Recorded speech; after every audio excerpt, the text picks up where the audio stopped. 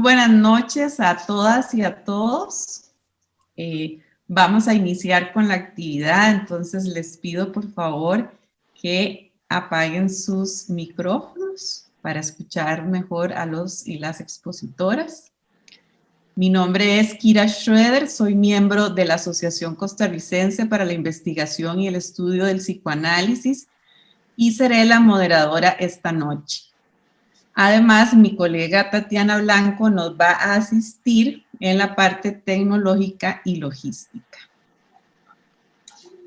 Quisiera darles la más cordial bienvenida a este primer coloquio de cultura y psicoanálisis, para el cual hemos convocado al cine, con el fin de iniciar una serie de conversaciones dentro de este campo fructífero para el psicoanálisis. Campo donde lo subjetivo y lo social se vinculan de forma moebiana para hablar de lo humano. Pero, ¿qué es eso humano de lo que queremos hablar que compete a la cultura? La humanidad está condenada a la creación, porque no sabemos de dónde o para qué vinimos a este mundo, porque no sabemos con quién o cómo tendríamos que ejercer nuestra sexualidad, porque sí sabemos que somos de la muerte. Es entonces la tarea de vivir, inventar respuestas a estos agujeros en el saber, de forma siempre incompleta e imperfecta, que deben ser encarados mejor o peor en un tiempo definido, tiempo que no sabemos cuándo terminará exactamente. Freud define la cultura en el porvenir de una ilusión como todo aquello en lo cual la vida humana se ha elevado por encima de sus condiciones animales y se distingue de la vida animal. Es decir, sin instinto que nos dirija, nos vemos obligados a inventarnos en y con el lenguaje, echando mano de sus posibilidades y sus imposibilidades. Computadora. Para hacer siempre devenir una obra en construcción y en el vínculo con los otros, crear formas de transmisión no consumibles y no desechables. Michelle Serres explica, si usted tiene pan y yo tengo un euro, y yo voy y le compro el pan, yo tendré un pan y usted un euro. Y verá un equilibrio en este intercambio. Esto es, A tiene un euro y B tiene un pan. Y a la inversa, B tiene el pan y A el euro. Este es, pues, un equilibrio perfecto. Pero si usted tiene un soneto de Verlaine o el teorema de Pitágoras y yo no tengo nada, y usted me los enseña, al final de este intercambio yo tendré el soneto y el teorema, pero usted los habrá conservado también. En el primer caso hay equilibrio, eso es mercancía. En el segundo hay crecimiento, eso es cultura. Cierro cita. Hoy en día la cultura sufre costosamente los embates del capitalismo tardío y la crisis económica producto de la pandemia. El mercado usa logaritmos para estandarizarnos y darnos a consumir lo que ya sabe que nos gusta. Pero aún en la ferocidad de este capitalismo que nos reduce a consumidores, resiste lo humano y crea incalculables que nos sorprenden y nos cuestionan. Ese es el caso de la película Shoplifters del director Hirokazu Koreda, sobre la cual vamos a estar conversando esta noche. Para esta conversación invitamos a Gustavo Damián Sultanovich, a Nora Borenstein, a Jorge Ramírez y a Diana Sperling. Quisiera contarles que el coloquio está organizado de la siguiente manera. Tendrá cada expositor 15 minutos para contarnos lo que le provocó la película. Luego, iremos recogiendo en el chat del Zoom preguntas del público por escrito que le iremos proponiendo a los expositores según el tiempo nos los permita. Entonces les invito a escribir sus inquietudes, sus preguntas a los expositores en el chat y nuestra colega Tatiana nos irá recogiendo esas inquietudes. Iremos contestando, o más bien los expositores irán contestando a estas inquietudes y pues lograremos alcanzar respuesta a algunas, tal vez no todas, según nos lo permita el tiempo que tenemos destinado, que son aproximadamente 2 horas. Muy bien, entonces para dar inicio al coloquio quisiera darle la palabra a Gustavo Damián Soltanovich. Él es guionista y director cinematográfico, es docente de realización audiovisual y cineclubista en Lago Puelo, Chubut, Patagonia, Argentina. Es egresado de la Universidad de Cine de la Ciudad de Buenos Aires. Gustavo, es un placer tenerte con nosotros esta noche y te doy la palabra. Bueno, muchas gracias. Buenas tardes o buenas noches, depende del lugar donde se encuentren. Para empezar a pensar la película, en primer lugar quiero hacer una breve reseña del director de Coreda. Es un director que yo lo conocí, digamos, ahora en el año 98, cuando ganó el Festival de Cine de Buenos Aires, el Bafisi, con una película, no sé si la conocen, Afterlife, Después de la Vida, una película muy sensible que nos dejó sorprendidos a muchos. Fue su segunda película y fue la primera película fuerte de él, que fue donde empezó presente en los circuitos festivaleros y empezar a hacerse un nombre en la cinefilia. Todavía no había dado el salto que dio años después, o sobre todo ahora, en este último año, a partir de su estreno en Netflix. Pero fue un director que a partir de ahí fue un director muy prolífico, muy esperado para la cinefilia, los estrenos de sus películas, y esa película ya se veía, se vislumbraba cosas que ya se ven también en esta actual película y en toda su filmografía. Y tiene la particularidad, esta película, quiero mencionar brevemente porque para ir asociando también cosas que después descubriremos cuando hablemos de un asunto de familia. Es una Afterlife que trata de personas que están muriendo en un purgatorio, que es un purgatorio, es una vieja estación abandonada, y tienen que elegir un recuerdo, repasar su vida para llevarse un único recuerdo con el que van a permanecer siempre. Y en la película la hizo antes de terminar de configurar su guión, estuvo horas hablando con los actores acerca de sus propios recuerdos, poniéndolos en la situación de pensarse a sí mismos y de pensar sus propios recuerdos, y los filmó. Cada uno recordaba cosas que le fueron pasando y elegían de todas esas cosas un recuerdo. Y él filmó todo eso y después construyó el guión con esos mismos actores a partir de esos recuerdos. Y eso que filmó lo puso en la película, o sea, es una suerte de documental, pero con una ficción, porque después él arma una ficción.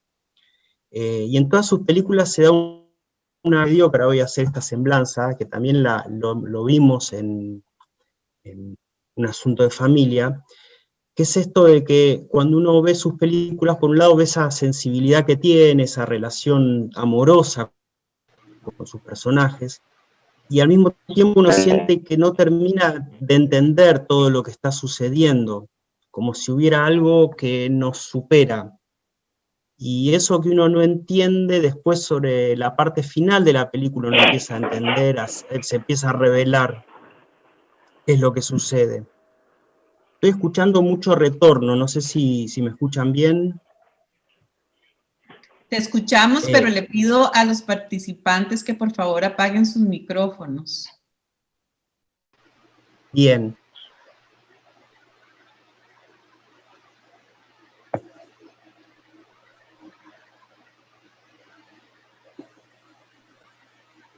Ahora no escuchamos a Gustavo.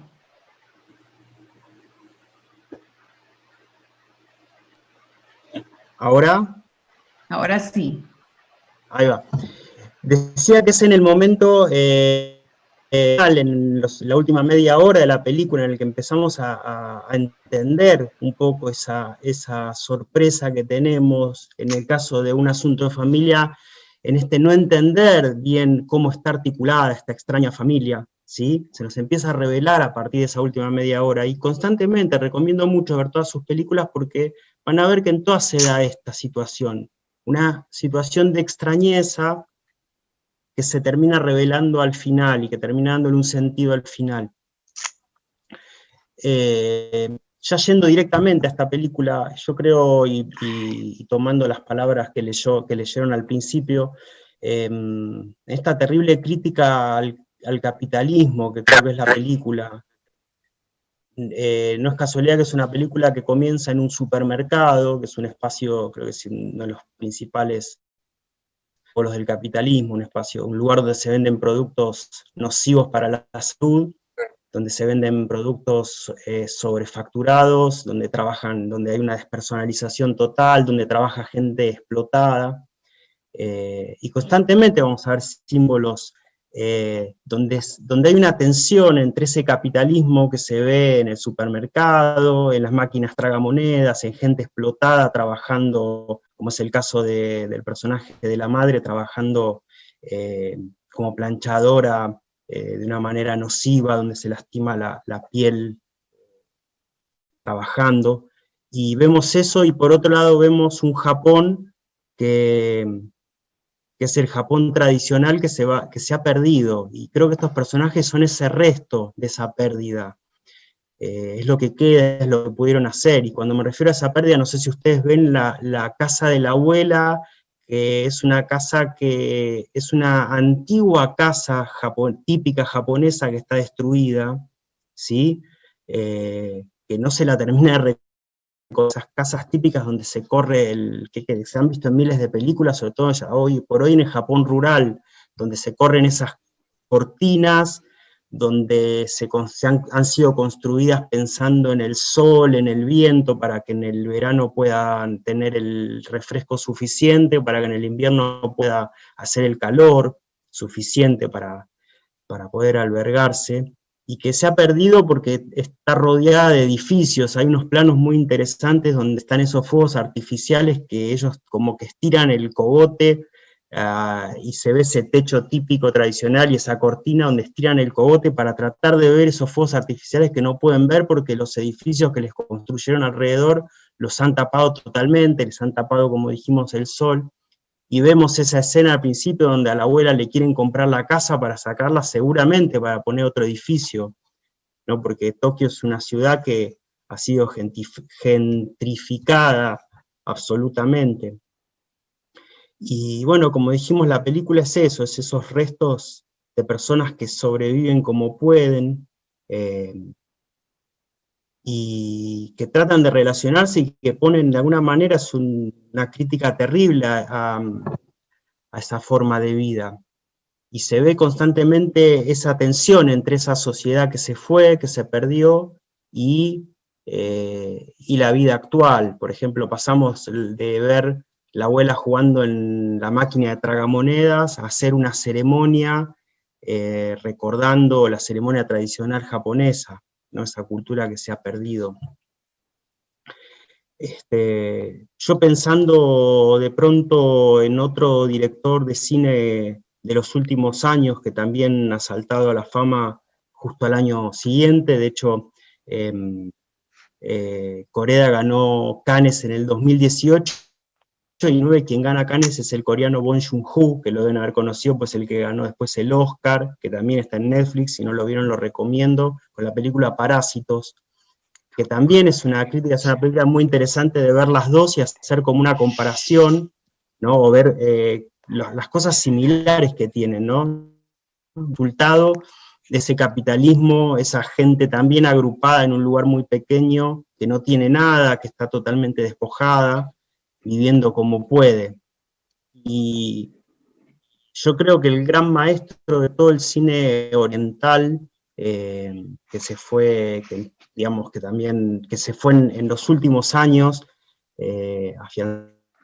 afianzó, es Ozu, Yasuhiro Ozu, que tiene una película en el año 53 que se llama Historias de Tokio, que también la recomiendo ver porque es como se puede entender esa película como el principio de todo lo que después resultó este Japón, ¿sí? Es una película en la cual una familia que vive en Tokio, tiene sus padres legales y que llegan a la ciudad y se enfrentan en la ciudad con esa tensión entre la familia viniendo del campo, de la ruralidad, y esos hijos que buscan ese estado de bienestar que supuestamente en ese momento el capitalismo ofrece, pero se empieza a perder toda la tradición, se empieza a perder el contacto, se empieza a perder el amor, de alguna manera.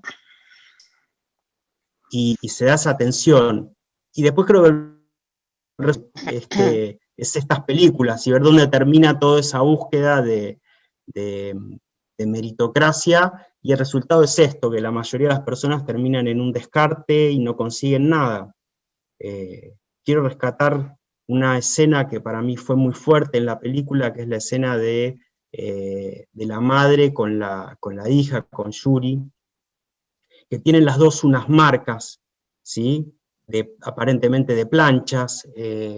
La madre tiene la marca de una plancha muy fuerte que se le hizo en el trabajo, y la nena tiene la marca también que se la deben haber hecho en la casa, no nos dicen,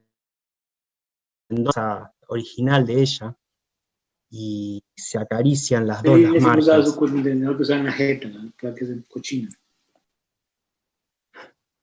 Hola. Se acarician las dos y se produce ese amor que se ha perdido de alguna manera en este posmodernismo actual, ¿no? Y cuando vemos esas escenas que justamente desde ese lugar de descarte se rescata ese amor, esa manera de relacionarse, la manera en la que la abuela cuida a su nieta, porque de alguna manera es eso, ¿no? También esa otra pregunta. Es un director que constantemente nos está regalando preguntas filosóficas, ya en la película esta que mencionamos al principio, Afterlife, donde se preguntan por los recuerdos, y podemos pensarlo acá, ¿no? ¿Para qué estamos? ¿No? ¿Qué vamos a hacer esos recuerdos? ¿Y qué recuerdos son? Y pensándolo ahora en esta película, y creo que es un poco para eso, para esos momentos tan hermosos donde en medio del descarte, en medio de poder agarrarse de lo que se pueda, la abuela puede convidarle a la nena para que coma, y puede la madre acariciarle esa marca que tiene y tratar de borrársela.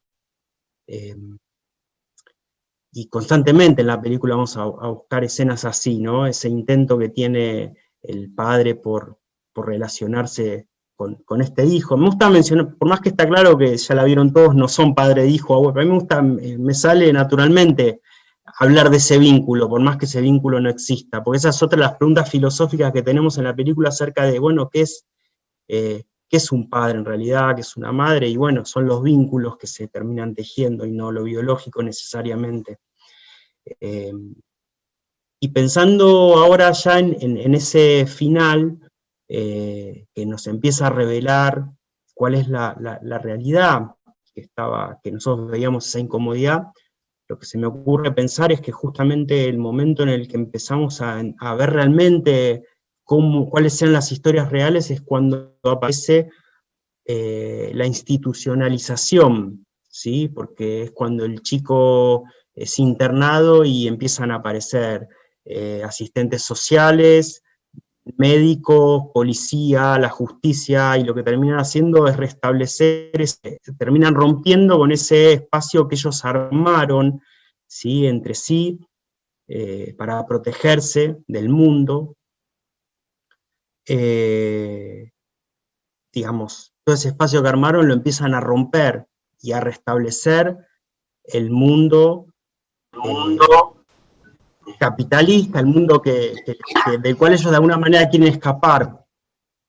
Y bueno, y terminan lográndolo, encarcelando a la mujer, mandando a la chica, a la niña, a Yuri, la más pequeña, a su casa nuevamente, enviando al niño a un hogar, es ese espacio donde aparece la institucionalización, y muchas veces yo me pregunto, pensando en para qué como seres humanos investigamos para institucionalizar, o investigamos para buscar la libertad. Creo que esa es la gran tensión que nos atraviesa, porque muchas veces esa institucionalización es un producto del capitalismo y que nos lleva a ese lugar. Y bueno, creo que constantemente un montón de películas tiene ese trabajo. El director Koreda, por ejemplo, tiene una película que se llama Padres e Hijos, que es una película en la cual dos parejas han cambiado a sus hijos, ¿sí? Y se enteran años después, y cuando empiezan a investigar por qué se ha producido ese cambio, empezamos a plantearnos eso del vínculo nuevamente, ¿sí? Entonces creo que eso, que justamente lo que institucionalizamos es una cosa y el vínculo que realizamos es otra, y está muy fuerte.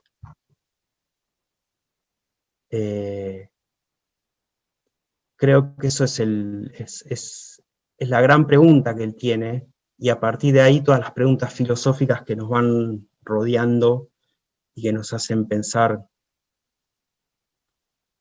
el sentido. Bueno, para terminar un poco, porque ya me está por llegar, me dijeron 15 minutos, recomiendo muy efusivamente las películas de los 3 directores que mencioné, de Ozu, de Bong Joon-ho y de Koreda. Recomiendo verlas todas porque creo que todo esto que estamos desarrollando va a estar muy presente. Muchas gracias. Muchas gracias, Gustavo, por tus comentarios y por las recomendaciones que sin duda vamos a tomar en cuenta. A continuación, le doy la palabra a Nora Borenstein, quien es psicoanalista, licenciada en Psicología de la Universidad de Buenos Aires, es miembro de la Asociación Psicoanalítica Argentina y de la Asociación Psicoanalítica Internacional. También es miembro de la Asociación Gerontológica de Buenos Aires, es docente universitaria y también es miembro de nuestra asociación. Adelante, Nora.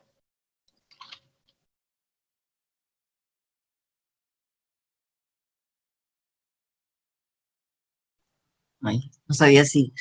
Bueno, buenas noches a todos, para todos es buenas noches. Voy a continuar con algunas cosas que dijo Gustavo y espero poder decir algunas cosas nuevas. Yo me preguntaba si esta era una familia. Y entonces, para poder contestar esta pregunta, un poco fui, como siempre nosotros los psicoanalistas, un poco a los orígenes, y entonces dije, bueno, a ver, Lévi-Strauss dice que la vida familiar está presente prácticamente en todas las culturas y las sociedades humanas. Se la comprende como grupo residente en la misma casa.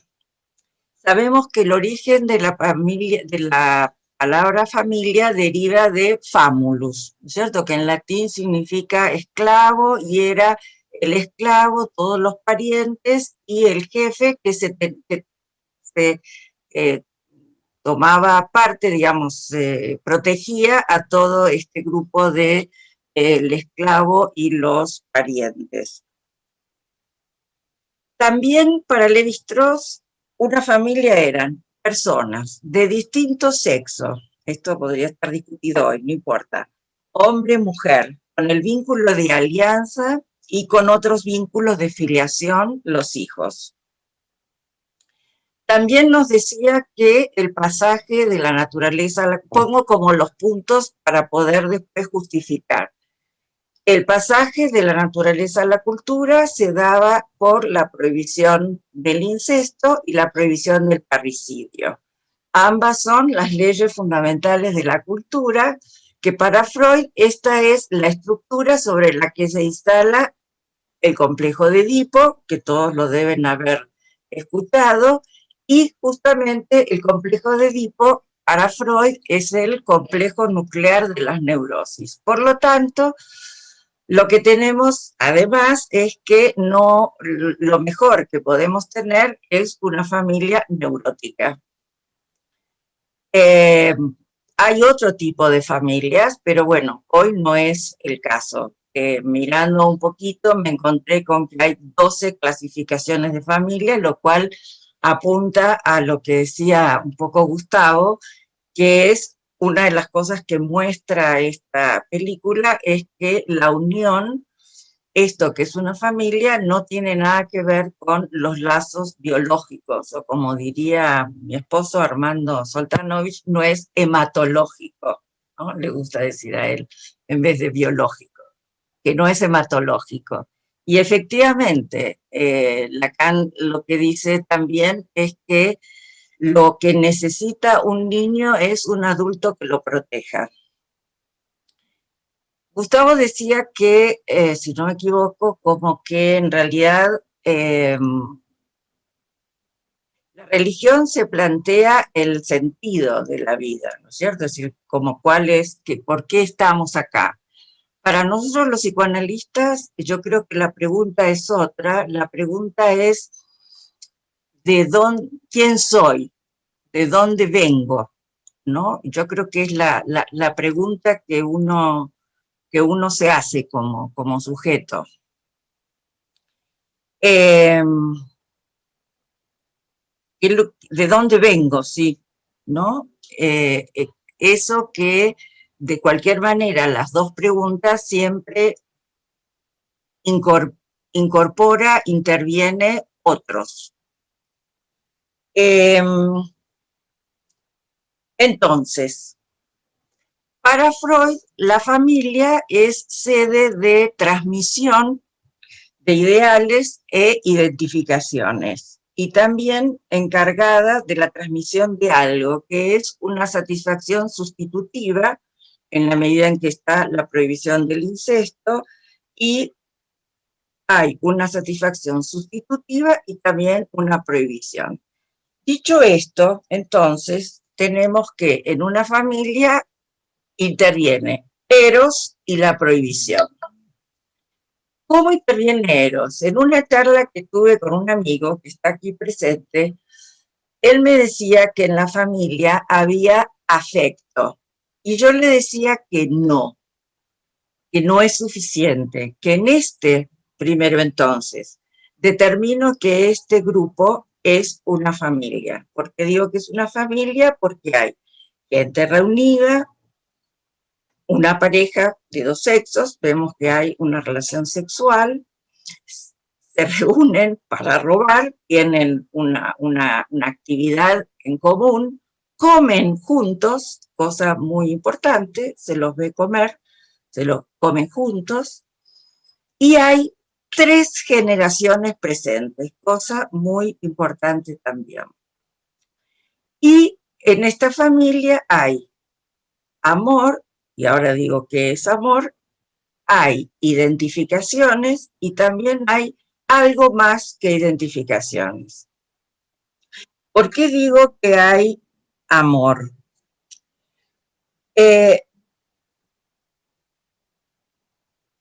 Bueno, no voy a poner todo. Yo les decía que se cuidan, roban para el grupo, comen juntos, se da una división de tareas, la persona mayor se queda en la casa, el varón mayor sale a trabajar con pocas ganas, la otra mujer adulta también trabaja, la jovencita no tiene obligación de aportar, pero busca su ocupación. Acuérdense que la abuela dice, el pacto es que ella no tenía que trabajar.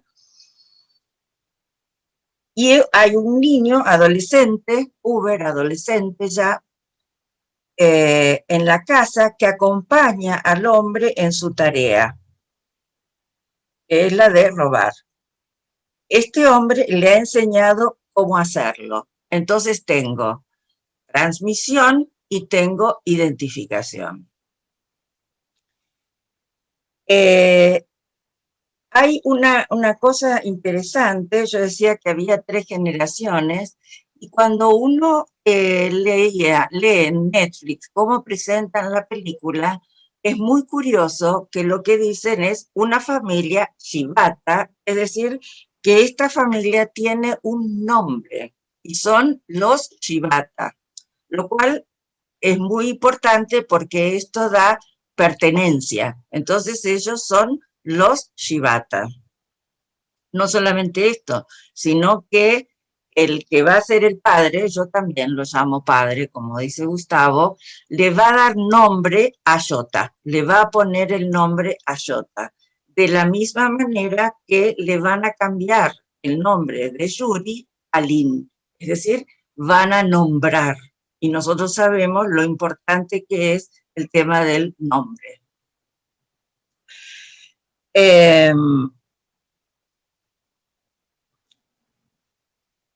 Ciertamente esto de la importancia que yo digo de el padre que nombra, ¿no es cierto? Es decir, el padre, que nunca me acuerdo el nombre, esperen que lo busco. Osamu. Tuve que anotarme los nombres porque yo encima soy malísima para los nombres, pero bueno.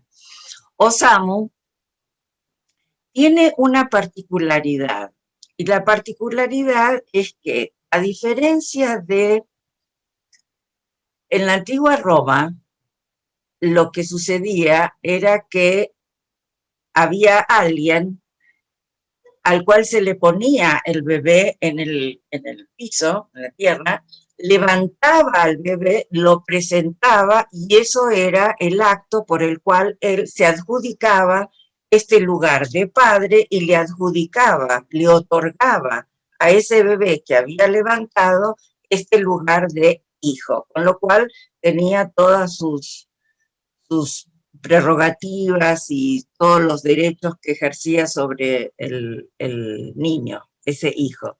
En esta película pasa algo que para mí me resultó muy interesante. Nosotros decimos que es Ozuma, bueno, el papá es el padre. Ahora, hay una cosa interesante, que este padre quiere ser reconocido por este chico, Yota, al cual es el hijo. Se daría como una inversión, tanto en esta figura del padre, que todos reconocemos como padre, y que necesita que Yota lo reconozca como padre, de la misma manera que la mamá, la que hace el papel de la mamá, también quiere que la hija, Lin, en algún momento, como uno de los diálogos que hay, la pueda reconocer como madre. Entonces, tenemos todos los roles y tenemos esto que se cumple con Freud, que es la transmisión, la identificación, y después vamos a ver otra acción más que no tiene que ver con la identificación. Volviendo a por qué el amor, yo digo que hay amor porque entiendo el amor como lo entiende Winnicott, y Winnicott lo entiende como aquello que tiene que ver con el sostén y con la satisfacción de las necesidades, es decir, eso de estar ahí para cubrir las necesidades. Entonces, en ese sentido hay amor. En ese sentido, yo entiendo que eso es Eros, y es lo que participa en esta familia. Hay una escena donde Nobuyo y Yuri están en el patio y van a quemar la ropa, representando esta ropa, que es la representación del maltrato, ¿no? ¿Se acuerdan cuando compran la ropita para ir a la playa y un montón de ropa, y por supuesto está toda esta acción donde participa la abuela, porque es una familia absolutamente incorrecta. absolutamente incorrecta. Digo que es incorrecta porque roba. Como decía Gustavo, estoy de acuerdo, son un resto. Cada uno de ellos ha sufrido mucho en la vida y se juntan los sufrientes, pero a diferencia de otras películas italianas, se juntan y se dan amor, ¿no? Me acuerdo de una película que eran de una villa, bueno, no importa, porque me voy a ir del tema. Entonces, Shota y Yuri, Nobuyo y Yuri están en el patio, van a quemar la ropa, el representante del maltrato. Nobuyo la abraza a Yuri y le explica la diferencia entre lo que es amor y lo que no lo es. Gustavo trajo la escena esta donde las dos miran las marcas, como alguien ponía acá, cierto, son las marcas en el cuerpo del sufrimiento. Le muestra lo que es amor, la abraza, le da besos, abraza fuerte a la niña, se emociona, tiene lágrimas, y ahí Yuri muy amorosamente le acaricia la cara a su madre. Entonces digo, esto es amor, y es transmisión de amor. Recorto también algunas ideas donde ellos mismos tratan de constituirse en familia. Ellos tratan de constituirse en familia. El padre pide que Shota le diga a papá y Shota, como buen hijo, un poco se rebela contra el padre, lo cocorea un poquito y se resiste a llamarlo hasta el final de la película, que también lo vamos a ver. Una escena que también me gustó, que tiene que ver con esto de constituirse en familia. Shota y Yuri caminan adelante y atrás van la abuela y Nobuyo. Shota le pregunta a Yuri, Shota, el adolescente, le pregunta a la chiquita, ¿te agradan la tía y la abuela? Es decir, ya está nombrando familia. Yuri contesta, sí. Le dice, ¿puedes soportarlas? Sí, le dice Yuri. Mientras tanto, Nobuyo y la abuela los observan y Nobuyo comenta, ¿crees que nos eligió? Le pregunta a la abuela. Y la abuela dice, no puedes elegir a los padres. Y Nobuyo le dice, pero quizás es más fuerte cuando puedes elegirlos. La abuela, ¿qué cosa? Nobuyo, el vínculo. Y la abuela le dice, yo también te elegí a ti. Es decir, que hasta eso hay, ¿no es cierto? Es decir, ya tenemos que hay 3 que están adoptados por esta abuela, que es el origen de la familia. En un sentido, creo que todos somos adoptados. Tanto como esta familia, todos somos adoptados. Otra escena. Nora, ya tenés los 15 minutos para que... Entonces, la última escena, porque esta me encanta. Dale.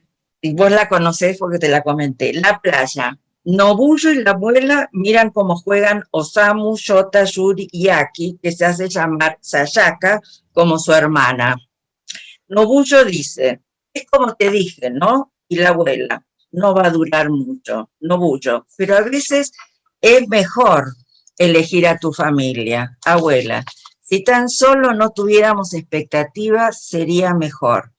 Mira a Nobuyo y le dice, cuando te miro veo que sos una mujer linda. Y acá hay una madre que reconoce a una hija también, cosa tan importante para una hija. Nobuyo se levanta para unirse al grupo que está jugando en el agua.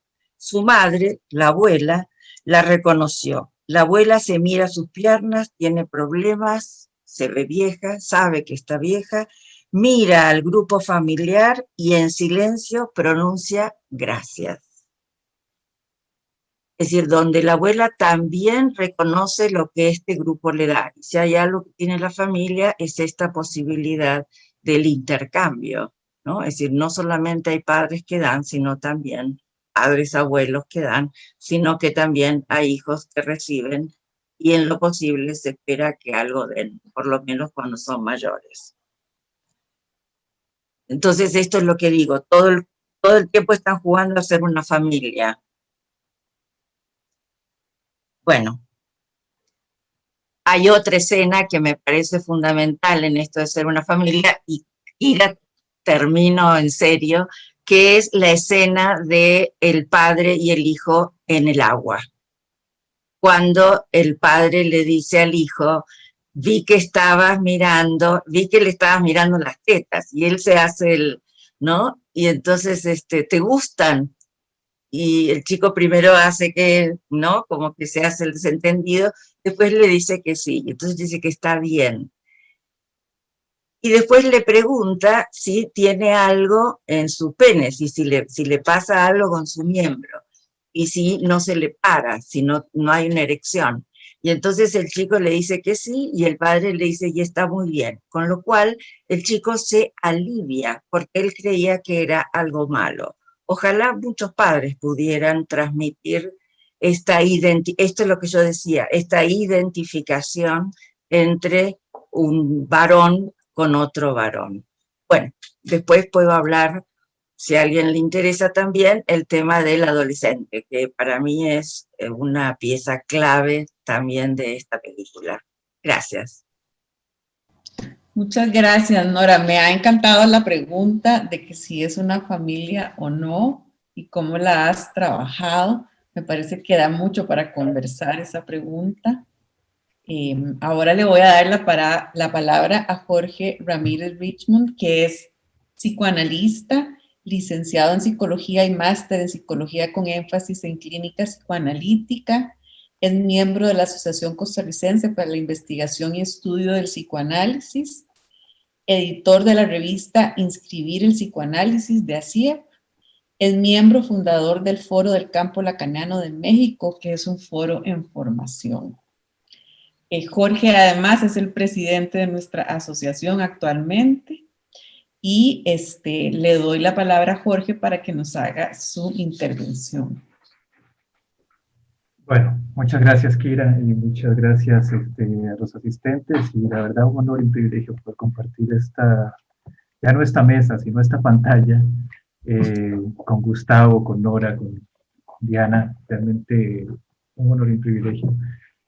Yo lo que quería hacer era un recorrido breve a partir de, no sé qué tan breve, Kira me dirá el tiempo, qué tan breve a partir de una idea, un concepto que desarrollé, articulándolo con el relato de la película, que se articula mucho con parte de lo que estaban comentando Gustavo, lo que estaban comentando Nora.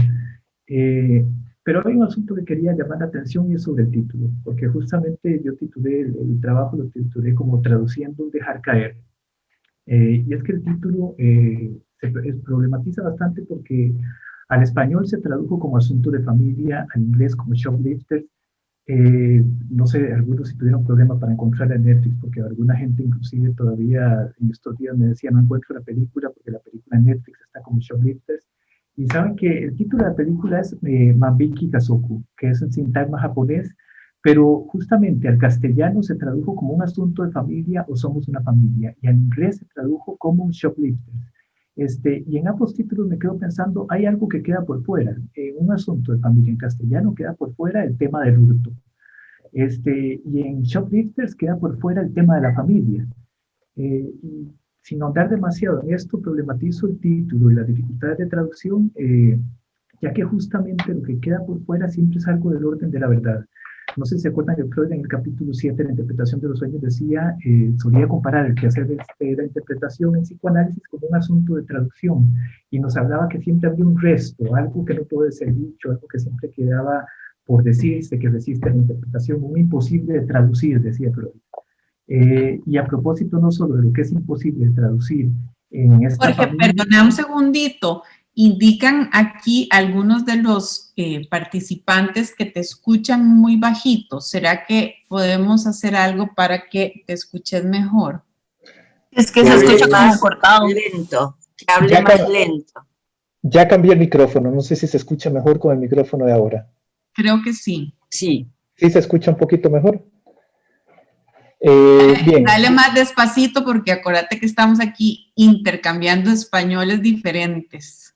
Claro, y bueno, Freud lo que nos decía es que hay algo que resiste interpretación, que no puede ser puesto en palabras, y creo que esto problematiza mucho de lo que, un resto de lo que justamente a propósito de lo que hablaba Gustavo, de lo que hablaba Nora, de los sufrientes, de esta familia que queda como resto. Es decir, hay algo que queda en medio decir de los nombres propios que son hurtados, los lugares que se ocupan en una mesa a la hora de la comida, cuerpos arrebatados de toda subjetividad, dejados caer en el frío de un balcón de una oscura noche, en el asiento de un auto de una casa de apuestas y en una humilde casa mientras la vejez hace espera a la muerte.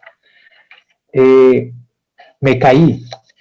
Es la constante respuesta a la insistente pregunta acerca de las marcas en un cuerpo. Me caí, dice Yuri, me caí, me caí. Es la pregunta que le hace la familia cuando Yuri llega a la casa, la abuela y otros miembros le dicen qué le pasó y ella dice me caí.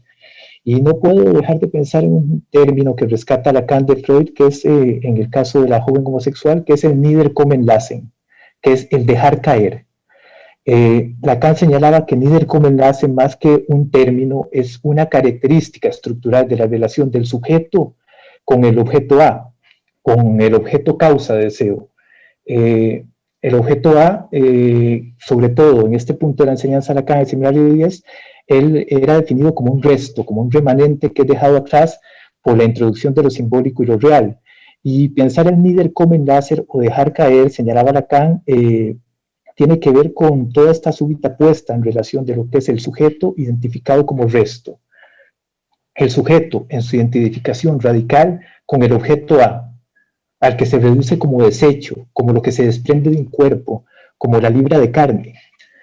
Es interesante si prestan atención a la película porque en un primer momento una niña es recogida, hurtada si se quiere de un balcón, hurtada cual los alimentos que recién se han sustraído de un supermercado. Y hay una escena posterior que resignifica esta escena donde uno de los personajes, Chota, dice, tomamos lo que hay en la tienda porque aún no pertenece a nadie. La niña, reducida a objeto A en tanto desecho, es un remanente en el frío de un balcón sin algún otro que responda por el lugar de pertenencia de esta. Es tomada, hurtada. Y de nuevo la frase, tomamos lo que hay porque aún no pertenece a nadie. Ya en esta sentencia, el adverbio aún anticipa un lugar de pertenencia que está por advenir. Cuando la niña es tomada, hurtada al balcón, aparece otro escenario que se podría pensar en el pasaje que se hace de la libra de carne del resto, del objeto, del sujeto identificado como resto, al sujeto en la identificación con el objeto A en función cooperatoria de causa de deseo.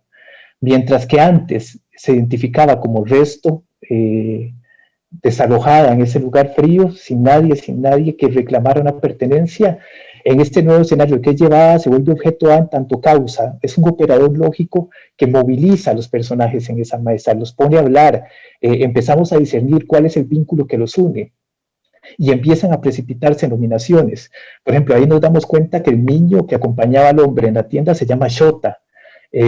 A este personaje lo voy a llamar hombre porque yo hice trampa también, me fui a ver la ficha técnica porque hice trampa doblemente, porque bajé el guión de la película, por lo menos en la traducción al inglés, y también vi la ficha técnica, porque en el guión de la película y a lo largo de la película en ningún momento lo llaman a él por su nombre.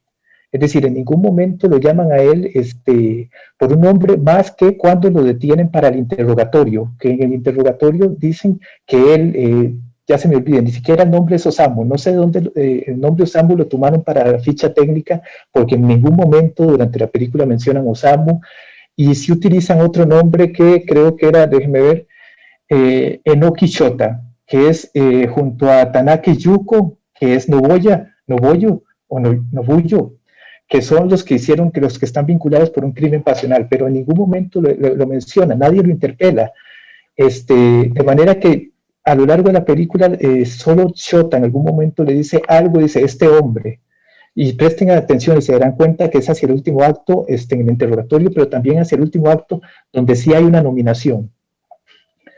Lejos de esto, nunca ningún personaje lo llama por su nombre, nadie se dirige a él, como les digo, y es interesante porque Roberto Harari señalaba que es a partir de la paternidad, lo hacía en alusión a la metáfora paterna, pero decía Harari, es a partir de la paternidad que el nombre propio ocurre.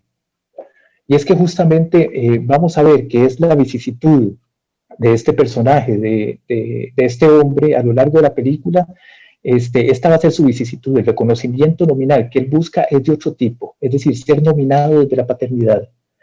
Y lo cierto es que cuando Yuki llega en esta mesa se empiezan a organizar lugares. Hay algo que se deja caer, un objeto que queda a la intemperie, la niña que se vuelve un sujeto que se recorre y se aferra a lo único que le queda, su propio nombre, Yuri. Desde este nombre es que ella articula un testimonio de las marcas de un cuerpo que fue botado. Hay algo que ocurre con la llegada de Yuki, que es una conmoción nominativa, que primero aparece como Shota y luego aparece una nominación que los coloca en una estructura de parentesco. Aparece la figura de la abuela. Lacan, hasta cierto punto, tributario de Lévi-Strauss, nos habla de una ley acorde al orden del lenguaje como aquello que organiza todas las formas del intercambio social, decía Lacan, lo que se pacta, lo que se dona, las relaciones de parentesco. Es decir, los lugares en la mesa, si se dan cuenta, no siguen los mismos lugares de una familia tradicional, mucho menos occidental. Es decir, nosotros podemos decir que de ahí nos encontramos con una familia, pero antes de que se denomine a la abuela como tal, no nos encontramos con lo que parecería madre o padre a la cabeza de la mesa, hijos a ambos lados. Aquí lo que encontramos son uñas en los fideos, personas comiendo aparte, Shota, un niño en un gabinete que le sirve también de alcoba de habitación, un escritorio lejos de una mesa, y Yuri con su llegada no solo moviliza la palabra, sino que mueve y desplaza los cuerpos. Por ejemplo, la abuela se acerca para ver y cuidar de las marcas en el cuerpo de ella, es decir, empieza a ser revestido ese cuerpo por la palabra. Y justamente ahí es donde se interpela a la abuela y nos damos cuenta que estamos ante una familia. Sin la denominación de la abuela no tendríamos otra forma de saber, más que un orden de suposición, que lo que se trata esto es de una familia, de las personas que están reunidas es una familia. Aún en este punto de la película no sabemos los lugares que ocupan, pero se establece cierta legalidad que organiza el caos de esos lugares.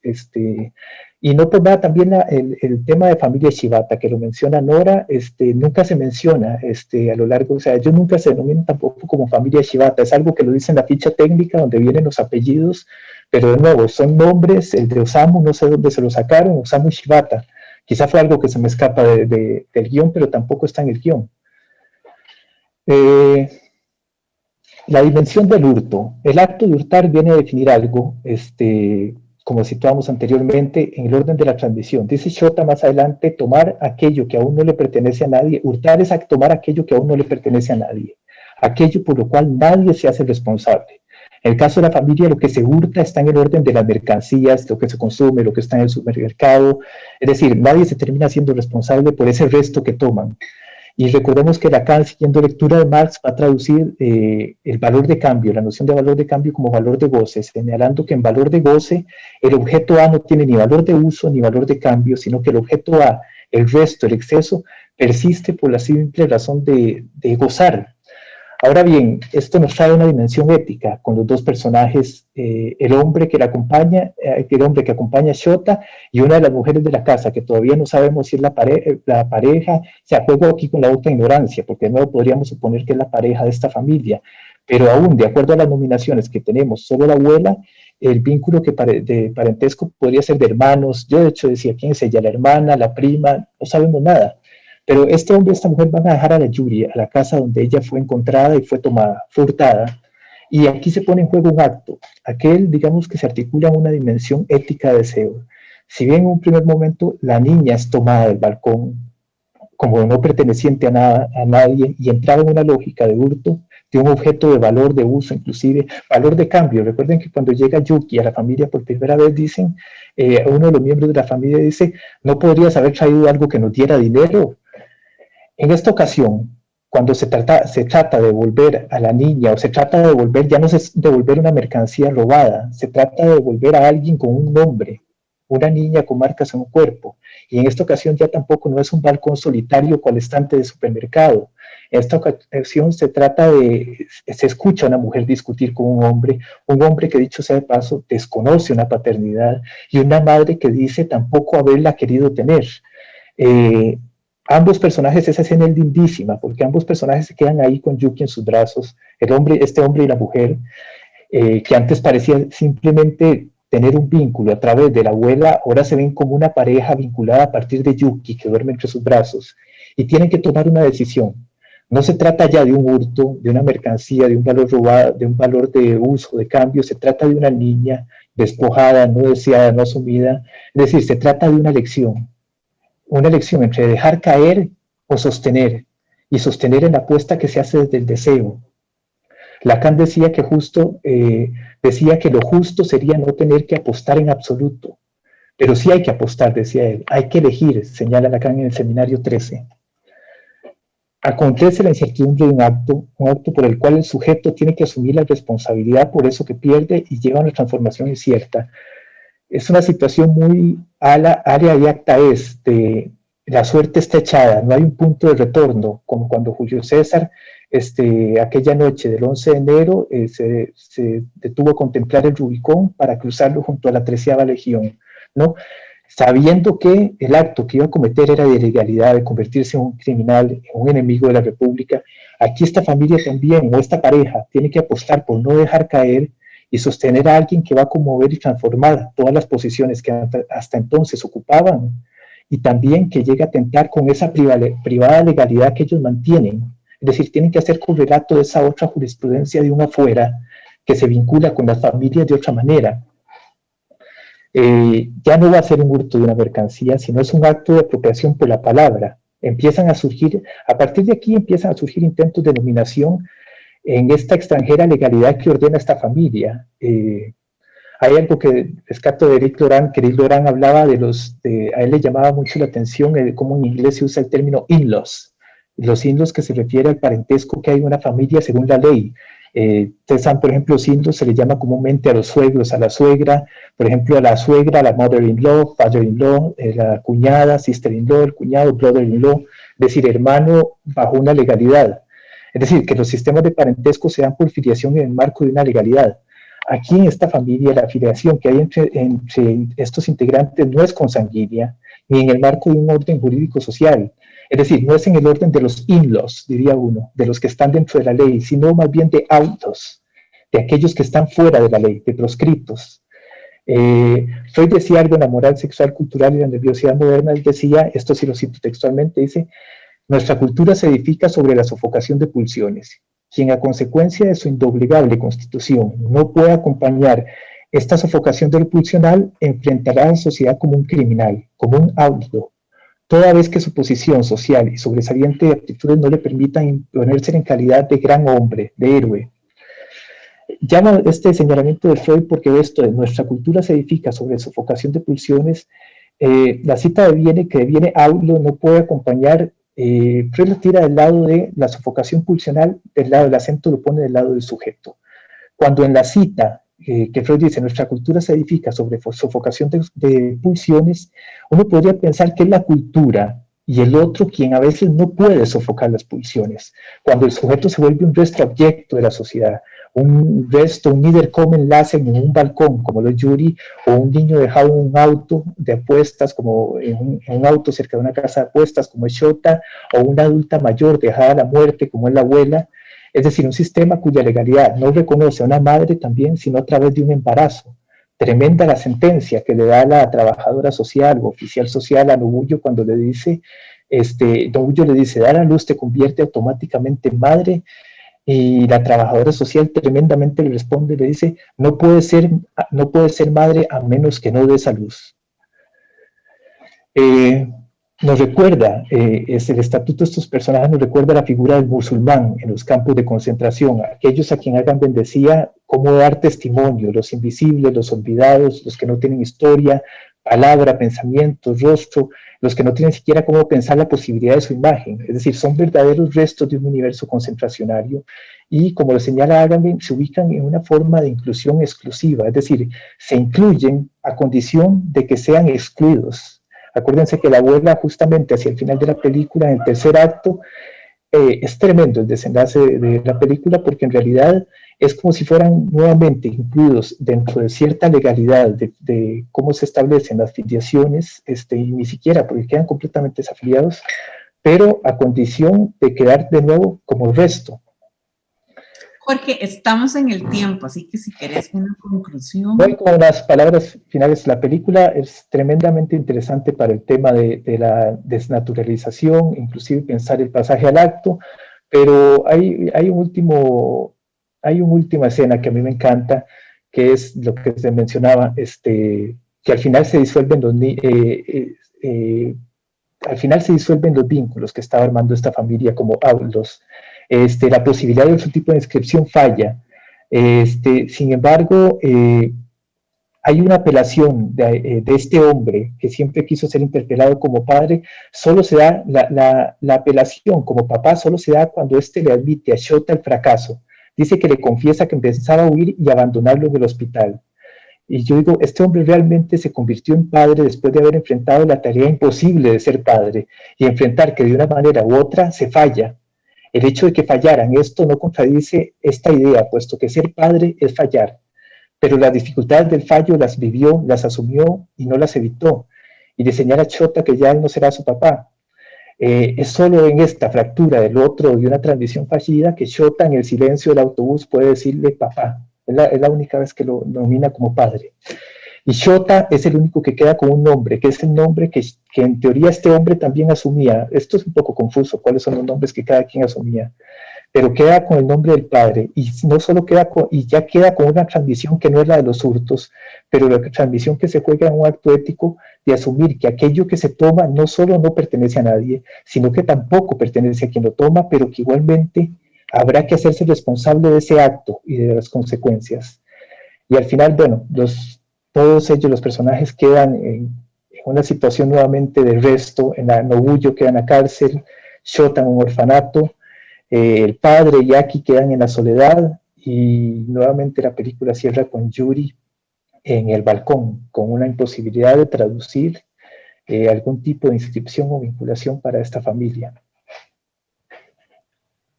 Gracias. Muchas gracias, Jorge, por esa lectura tan detallada y tan linda de la función de la nominación y la función del objeto como resto que hemos también convertido en gran parte de nuestra población, de esos outlaws que estamos todo el tiempo mirándolos porque están fuera, justamente. O sea, existen en tanto afuera.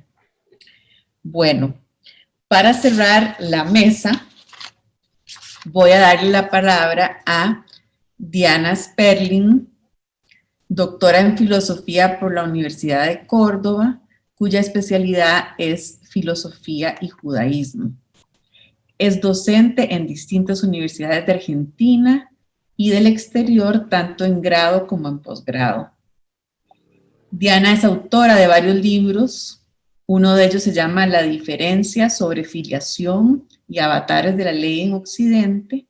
Otro libro que me llamó la atención se titula Del deseo, tratado erótico político. Estos dos que me llamaron la atención, entre otros montón de libros. Ella es docente en instituciones psicoanalíticas de Argentina y del exterior, y además coordina grupos privados de filosofía. Es un placer tenerte con nosotros y nosotras esta noche, Diana, y te doy la palabra para que nos hagas tus comentarios sobre la película. Muchas gracias, Kira, Nora, Jorge, Gustavo, toda la gente de ahí que me han invitado tan gentilmente. En realidad, este año yo iba a viajar a Costa Rica, así que como no puedo viajar en cuerpo presente, acá estamos en la pantalla y por ahora está muy bien que sea así.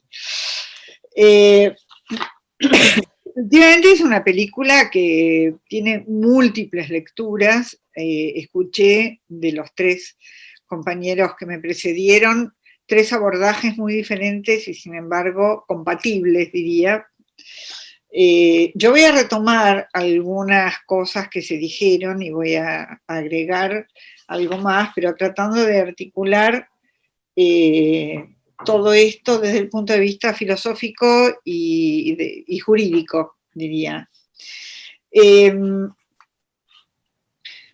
Yo creo que esta es una película que pone como al trasluz esta pregunta que Nora especialmente, pero está en todos los compañeros, ha formulado explícitamente, que es ¿qué significa ser una familia?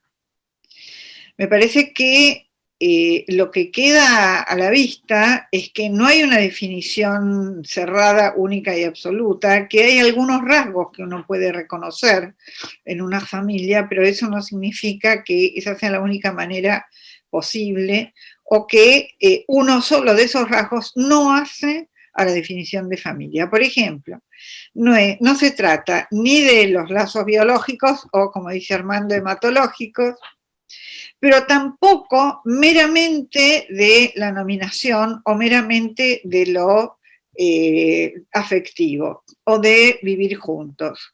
Porque tal como decía Jorge recién, finalmente estos vínculos quedan en gran medida disueltos o no se sabe muy bien porque una familia tampoco abandona y sin embargo a Jota lo están dejando, entierran a la abuela y la entierran como un desecho verdaderamente, como si tira la basura al cesto de residuos, es decir, no hay un ritual o no hay alguna significación en ese entierro de una persona que ha sido de algún modo el eje de la constitución de ese grupo, que los ha mantenido incluso con una pensión que no se sabe muy bien cuán legítima era, en fin, hay toda una serie de dudas acerca de la legitimidad.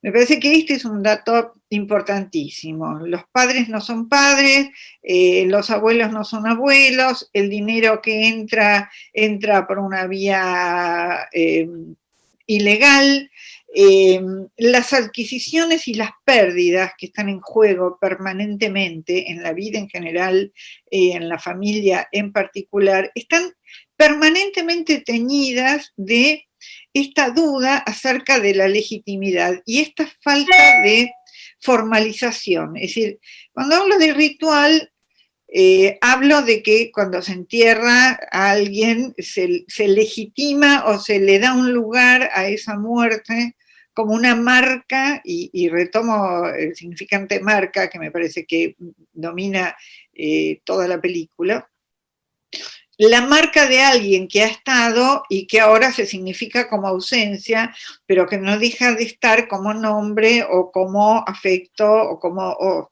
metáfora o lo que fuere. Sin embargo, se entierra a la abuela, como dije antes, como algo absolutamente descartable. Entonces, ni lo que ingresa ni lo que sale está ingresado, legitimado, formalizado, simbolizado, diría yo. Es decir, queda todo como al margen de la ley. Entonces, toda la cuestión de la familia me parece que se tramita o transita por una especie de desfiladero, de borde, que no está ni dentro de lo biológico ni dentro de lo institucional. Yo creo que ese es un dato muy interesante porque quizás es una manera de poner a la vista que algo de esto es propio de toda familia. Cuando nosotros hablamos de familia disfuncional, yo creo que toda familia es disfuncional por definición. Que pretender la familia tipo Hollywood, ¿no? De padre, madre, hijo, hija, todo armónico, todo amoroso, etcétera, etcétera, es, esto que nos han vendido, que nos han pintado en las películas de Cary Grant y Doris Day o algo por el estilo, pero que está verdaderamente muy lejos de la realidad. Como decía Nora, lo mejor que nos puede pasar es tener familias neuróticas, pero la familia neurótica precisamente está aquejada de todos estos rasgos sumamente problemáticos que no permiten definiciones claras. Me gustó mucho lo que dijiste, Jorge, con respecto al padre que falla, ¿no? Lo que Hamlet de algún modo pone en escena, que es ese padre en harapos, ¿no? Y que mi querido amigo y colega vuestro, David Creyes, de bendita memoria, trabajó tanto. Todo padre es un padre fallido, un padre en harapos, un padre caído.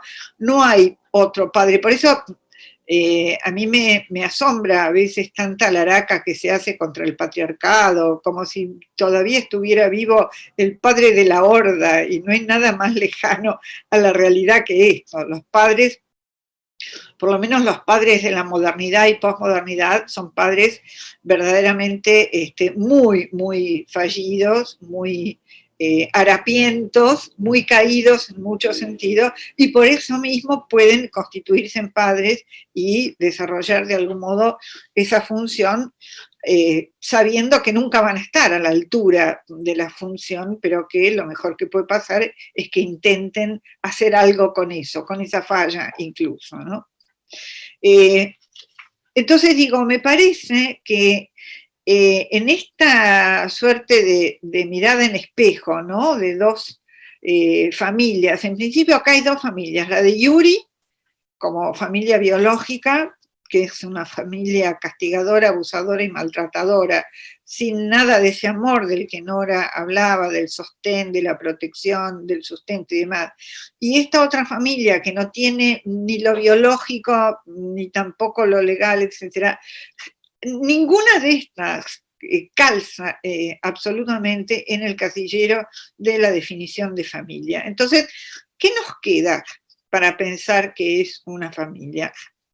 Volver a pensar algo en el orden del lenguaje. Por eso es tan importante, efectivamente, la función de nominación y el deseo que tiene este hombre de ser llamado papá. Yo creo que hay un dato clave, y retrocedo un momentito, coincido absolutamente con Nora en algo que dijo y que sabemos también que está en François Dolto y en Eva Giberti en la Argentina y demás. Todo padre es adoptivo, todo hijo es adoptado. Eso, sin ninguna duda. Por eso esta niña Yuri no fue adoptada por su madre biológica, por lo tanto no termina de constituirse en hija ni esa mujer en madre. Esto por un lado. Por otro lado, el tema de las marcas. Hay dos marcas que parecen iguales.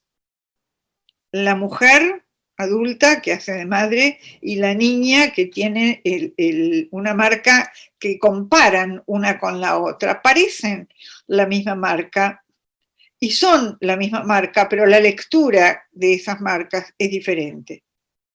Entonces, esto creo que es un dato. No importan tanto las marcas, sino la lectura que se hace, porque todos venimos marcados. ¿Por qué venimos marcados? Porque nacemos como hijos, y eso no es selectivo. Entonces, el límite a la elección, el límite a la posibilidad de que los vínculos sean mejores porque los elegimos, como esa charla que tienen abuela y no me acuerdo el nombre de la mujer, de la supuesta madre, caminando por ahí, por la costanera, digamos, ¿serán mejores los vínculos elegidos? ¿Saben qué? Posiblemente, utópicamente, podrían ser mejores o podemos soñar que sean mejores, pero uno no elige a los padres, viene de ahí. Y esto es un hecho, una sobredeterminación de la cual no nos podemos deshacer. Porque si no caemos en la ilusión del autoengendramiento. Yo me fabrico mis padres y por lo tanto me fabrico a mí mismo. Uno viene con marcas. El tema es cómo leer esas marcas. Y la posibilidad de leer esas marcas de una manera, diría, fructífera, instituyente, subjetivante, depende en gran medida de eso, del amor, del entorno, del sostén, etcétera, etcétera. Entonces, digo, Nora, citando a Levi-Strauss, hablaba de cómo se define a partir de las estructuras elementales del parentesco y de la antropología estructural. Levi-Strauss pone muy en claro cómo se define una familia y habla claramente de la filiación y de la prohibición de incesto. Es decir, el abismo, el turning point que separa naturaleza de cultura es la prohibición de incesto. Y eso es cuestión de lenguaje. Levi-Strauss dice claramente, los lugares familiares, los lugares en la estructura familiar, no son cuestión de biología, sino cuestión de lenguaje. Entonces la pregunta que uno se hace es, ¿alcanza con el lenguaje? ¿Alcanza con nombrar papá, mamá, tío, tía? ¿O eso tiene que estar sostenido además por alguna otra red o por algún otro factor? Porque si no, sería verdaderamente muy fácil y diría yo, casi romántico, ¿no? Sería un ideal romántico que yo elijo a quién llamar papá o mamá, etcétera, y eso es suficiente. Yo creo que no alcanza. Creo que tienen que darse algunos requisitos fundamentales. Si el comienzo de la cultura y por lo tanto de la familia es la prohibición de incesto, yo quiero rescatar de aquí el término prohibición. Y aquí voy a una escena que a mí me parece absolutamente clave, que es la escena en que la policía apresa a Jota. La escena en que la policía apresa a Jota, que ha robado ostensiblemente. Hasta ese momento Jota robaba disimuladamente y lograba, era casi como el Lazarillo de Tormes. La película empieza como una novela de la picaresca. Si ustedes recuerdan la literatura española del siglo de oro, el Lazarillo de Tormes es una de las primeras piezas literarias importantes de la narrativa en castellano. Jota es como el Lazarillo, es un pícaro simpático, nos cae fantástico, hurta y se hace querer, pero llega un momento en que esto lo está devastando. Entonces hace lo posible y lo necesario para que lo apresen, y él lo termina confesando. Lo hice a propósito. Recién después de haber sido apresado y llevado a la policía, le puede decir papá a ese señor. ¿Qué es lo que leo yo aquí como uno de los factores que me parece que habría que tomar en cuenta?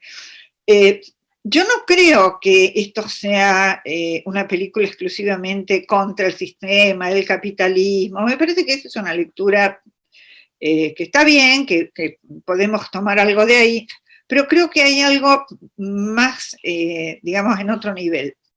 Si uno asocia sistema / capitalismo con ley / institución, nos estamos perdiendo algo.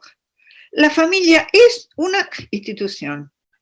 La familia es una institución. En cualquier cultura, en cualquier época, en cualquier lenguaje en que se lo quiera conjugar, la institución depende de que haya una prohibición, que es la prohibición de incesto, que da lugar a todas las otras prohibiciones inherentes a la cultura.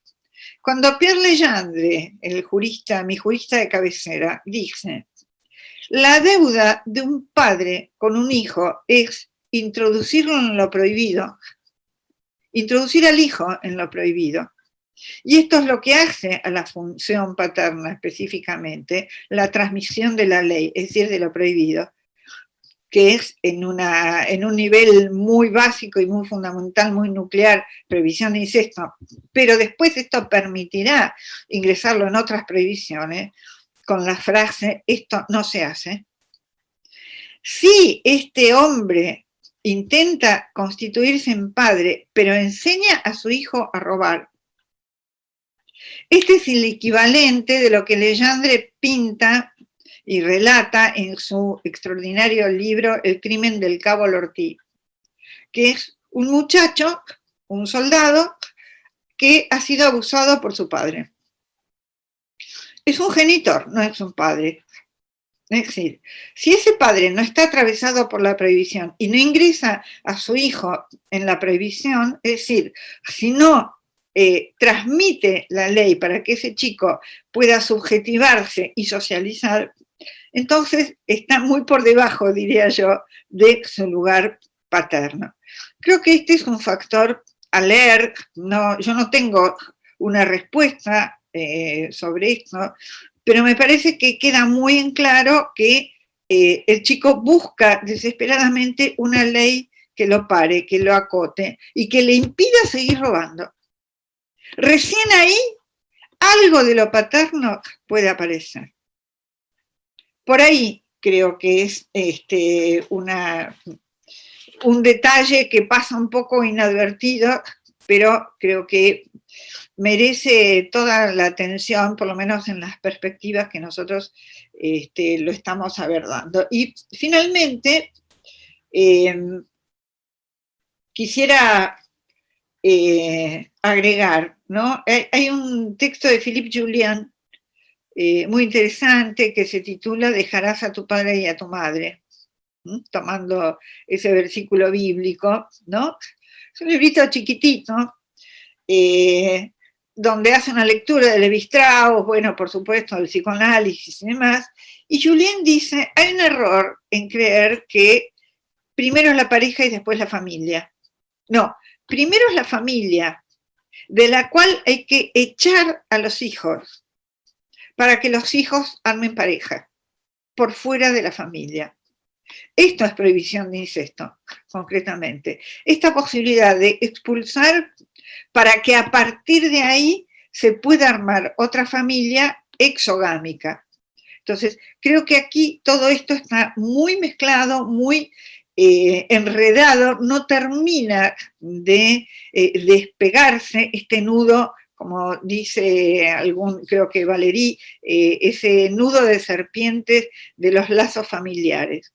Y me parece que acá sí, y lo paterno del final, como dice María Elisa en el chat, que lo decepcione al hijo para dejarlo ir. Esto es, ¿qué es lo que debe hacer?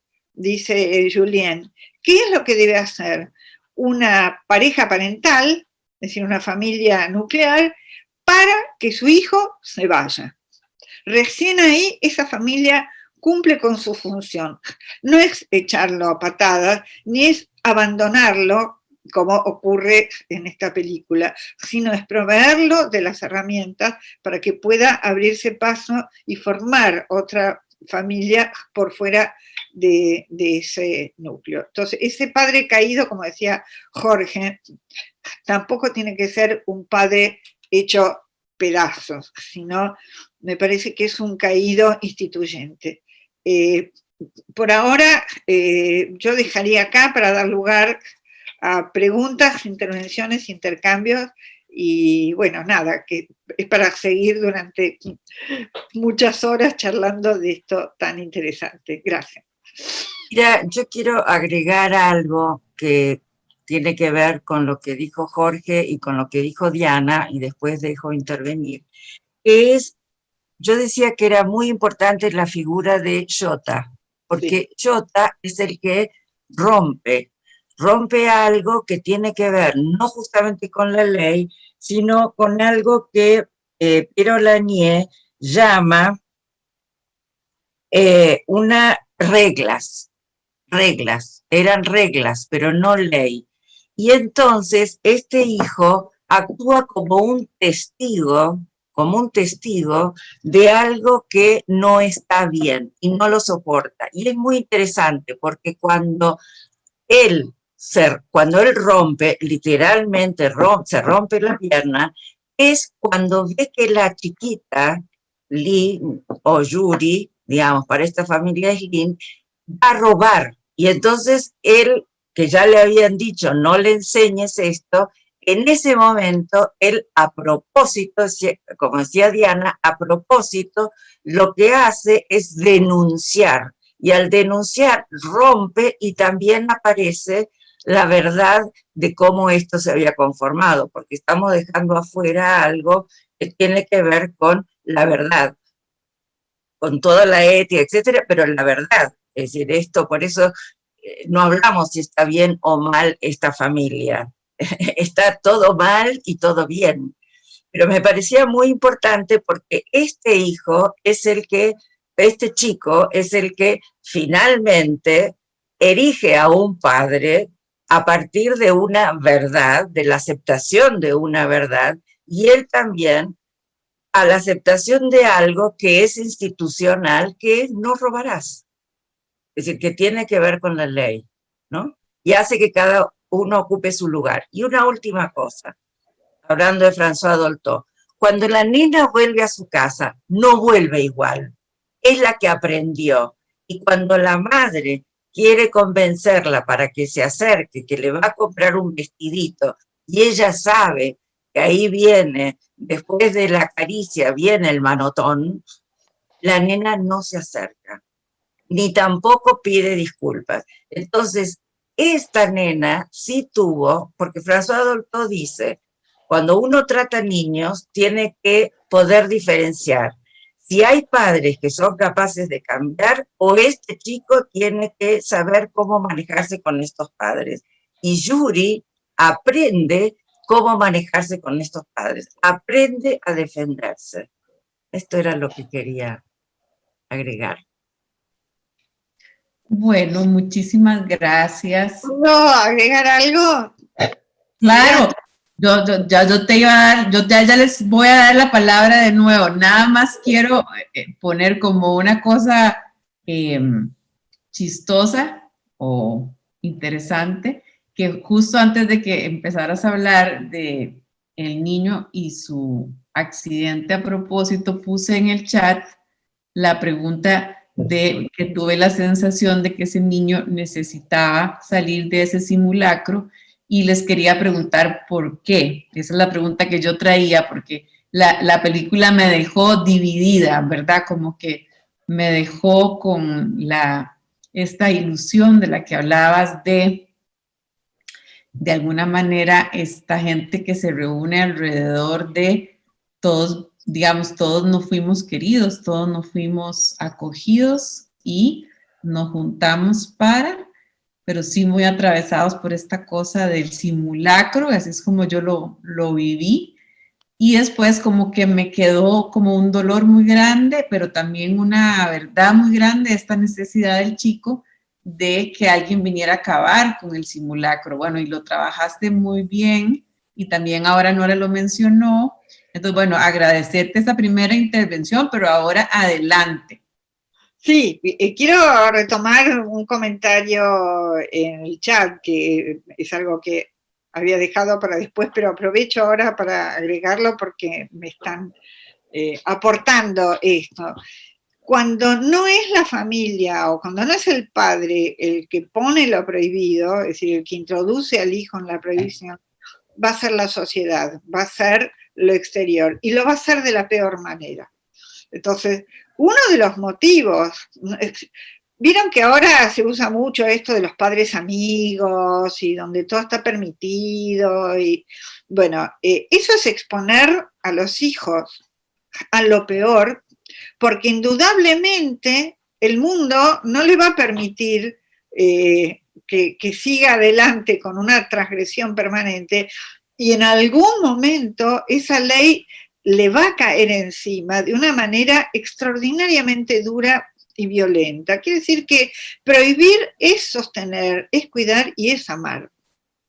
Cuando un padre no puede hacer esto, porque privilegia sus necesidades, aunque sean necesidades legítimas y valiosas, importantes, como la necesidad de comer, digamos. Nora antes decía, va a trabajar de muy mala gana. Bueno, es su función, digamos. Cuando hay hijos pequeños, el trabajo de los padres es proveer. Ya llegará el momento en que los hijos puedan ayudar o proveer o cuidar a los padres, pero acá está invertido esto. Un padre que no quiere trabajar o no le gusta trabajar, manda al hijo a robar y de algún modo lo induce a que le enseñe a la niñita también a robar, hasta que el dueño de la tienda le dice, no le enseñes. Es decir, todo el tiempo están como circundados por un intento de poner la ley ahí donde falta, donde el que debería hacerlo no lo hace. Entonces, la necesidad de Jota es salir de este simulacro en el peor sentido, porque no es el simulacro de familia, porque uno puede armar familias ensambladas o familias, digamos, esto es una ficción, pero toda familia es una ficción, es un artefacto, es, digamos, vínculos armados a partir de lo no natural. A mí eso no me asusta, lo que me asusta es que aún en una ficción hay roles, hay funciones. Cuando no se cumplen y cuando cada uno no ocupa el lugar que le está destinado por estructura, esto viene de otro lado y viene de la peor manera. Sí, yo quería rescatar con esto que están mencionando el tema de Shota, de la salida o la transmisión que viene a través de un padre, que no es en el orden de una ley, porque justamente es un tema, no, ahí donde cae la autoridad o el representante de una autoridad, entra el poder, que justamente, como en El Señor de las Moscas de William Golding, si lo leyeron, donde cae el avión que traía a los padres o encargados, representantes de autoridad, los chicos arman toda esta comunidad, se vuelve un desastre y la historia termina con la entrada de los oficiales militares, entra el poder armado. Igual en Columbine, a mí me llamó mucho la atención cuando hubo la masacre en Columbine en el 99, se propuso una cuestión, una ley, o se decretó algo de que las aulas tenían un teléfono que conectara directamente con la estación de policía. Es decir, ahí donde los profesores o los que usaban la autoridad llamaban directamente al poder armado. Lo cual es muy interesante el tema de la transmisión, porque con la pregunta de Kira, justamente con Shota, la salida se da en un orden que sobreviva, es una especie de contingencia, porque es ciertamente un pasaje al acto. Es justamente, ahora lo mencionaba Nora, porque el padre en algún momento dice, yo lo único que les enseñé, es lo único que sé enseñarles, a robar, a hurtar. En algún momento de la película dice esto. Y ahí es donde Shota, el niño, empieza a cuestionar todo, inclusive lo cuestiona en un parqueo cuando van a robar un carro y él le dice, ¿qué va a hacer? Y dice, eso no es de alguien más, y le dice el padre, ¿y qué? Y Shota se rehúsa a hacer eso. Y es justamente cuando Shota ve a la hermana, que lo menciona Nora, que la hermana empieza a hacer el mismo gesto de transmisión, cuando él se identifica con esa transmisión del padre, que se le vuelve insoportable. Y creo que la única forma que tiene de salir de esto es saliendo de la escena, ahora que Kira lo pregunta, la necesidad de salir de simulacro, pero de una manera, de un pasaje al acto violento. O sea, se salvó de milagro, pudo haber muerto.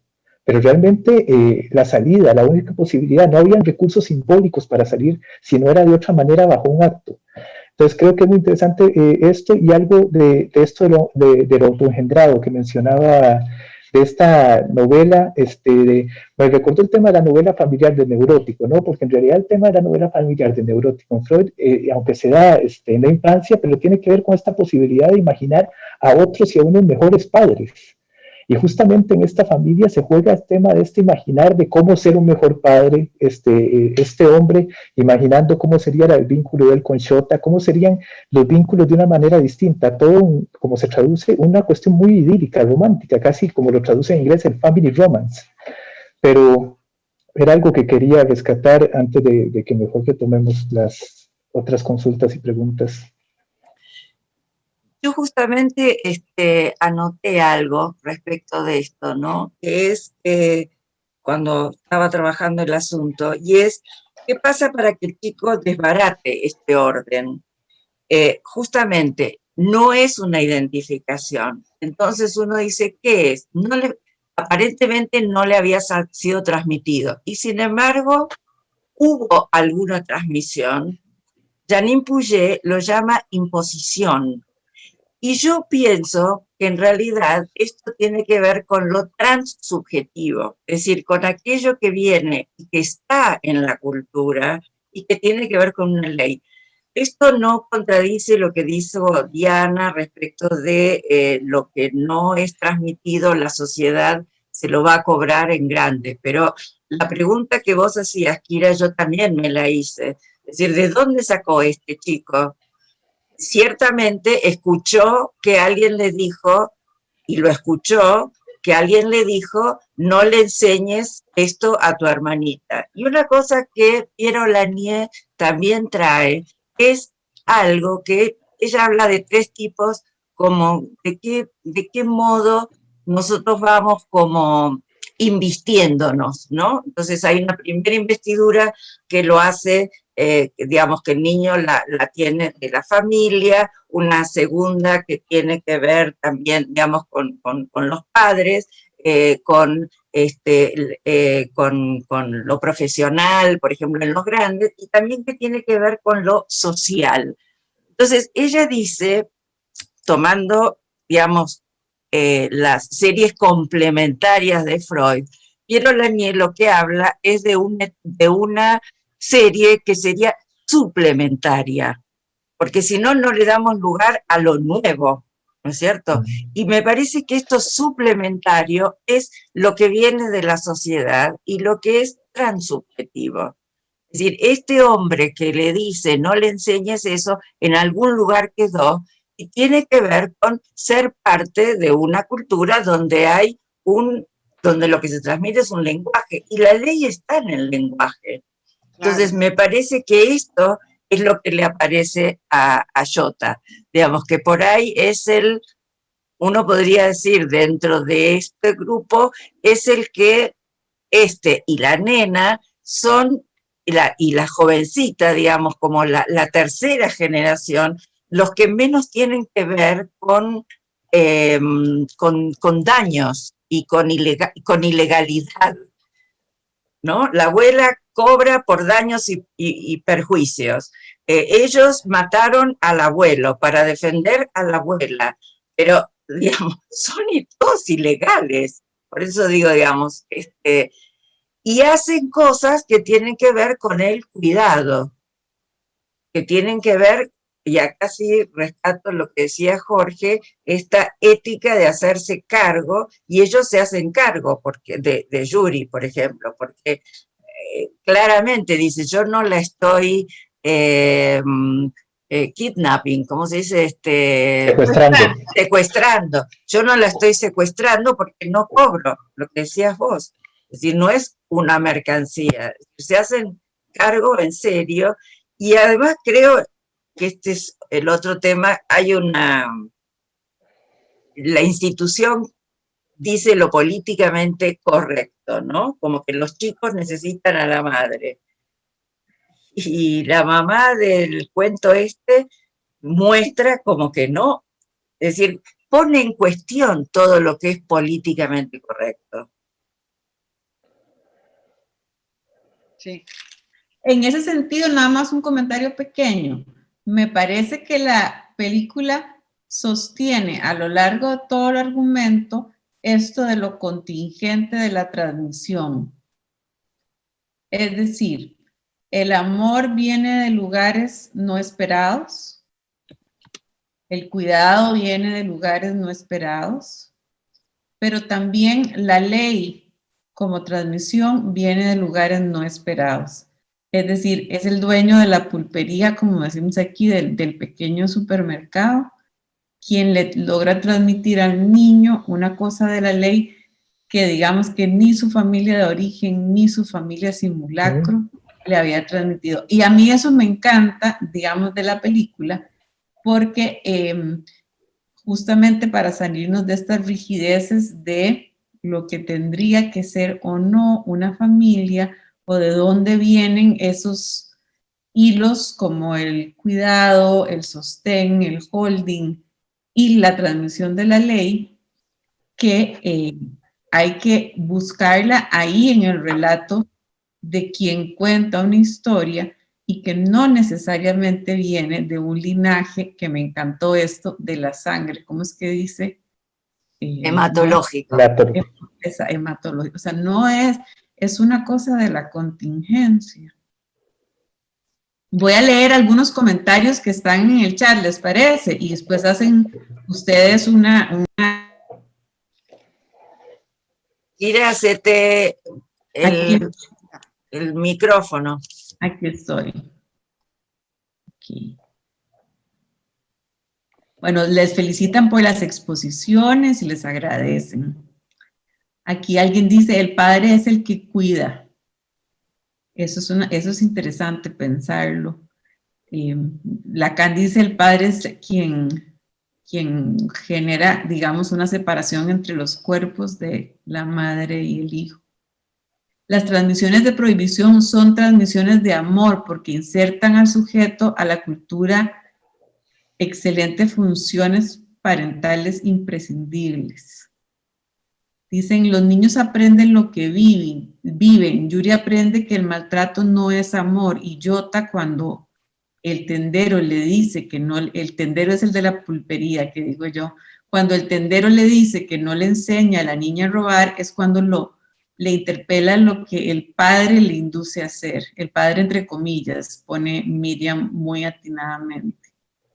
La sensación que tuve es que la decisión del chico fue una caída de su narcisismo cuando la pregunta en el parking si cuando lo encontró no era que fue de casualidad, que en realidad fue a robar el auto. Aparentemente le habían contado de forma diferente. Se le cae su ilusión en que hubiera algo del orden del deseo por parte de este hombre de ser padre. La escena en el parqueo entre Osama y Shota creo que es central en esta situación. Me recuerda a Zaffaroni con el margen y el control social. ¿Qué hay del deseo y la sexualidad que está como resto? Otro comentario. Sin embargo, el padre es padre en ese momento. Al decirle la verdad, ya no seré tu padre, como la madre le regaló el dato de su padre biológico, los datos para encontrarlo.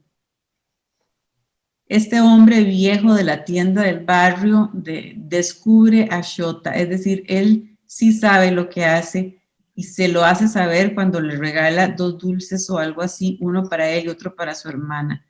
Es ahí que él sanciona y le dice, yo sé lo que tú haces y está mal, no le enseñes esto a tu hermana. Otro comentario de Miriam, la escena del tendero regalándole los dulces en lugar de reprenderlo me hace acordar de Los Miserables. Carolina Pereira dice, ¿qué se podría pensar de la abuela que parece que cuida a la jovencita por plata y al final de la película la jovencita dice algo así como, entonces siempre me cuidó por dinero? Laura Cervantes dice, sería interesante contrastar con el concepto tradicional de familia japonesa y las nuevas invenciones de familia. Claro, hay muchas cosas, ¿no es cierto? Varias.